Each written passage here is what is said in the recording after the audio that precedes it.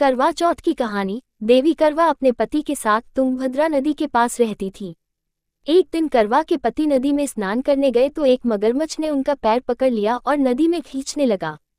मृत्यु करीब देखकर करवा के पति करवा को पुकारने लगे। करवा दौड़कर नदी के पास पहुंची और पति को मृत्यु के मुंह में ले जाते मगर को देखा। करवा ने तुरंत एक कच्चा धागा लेकर मगरमच्छ को एक पेड़ से बांध दिया। करवा के सतीत्व के कारण मगरमच्छ कच्चे धागे में ऐसा बंधा कि टस से मस नहीं हो पा रहा था।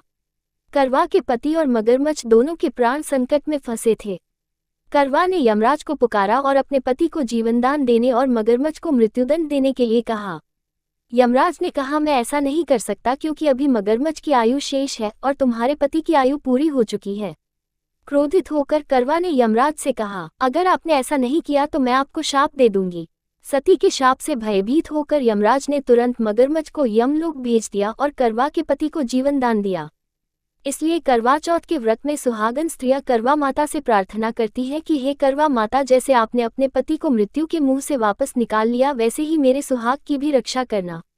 करवा माता की तरह सावित्री ने भी कच्चे धागे से अपने पति को वट वृक्ष के नीचे लपेट कर रखा था। कच्चे धागे में लिपटा प्रेम और विश्वास ऐसा था कि यमराज सावित्री के पति के प्राण अपने साथ लेकर नहीं जा सके। सावित्री के पति के प्राण को यमराज को लौटाना पड़ा और सावित्री को वरदान देना पड़ा कि उनका सुहाग हमेशा बना रहेगा और लंबे समय तक दोनों साथ रहेंगे।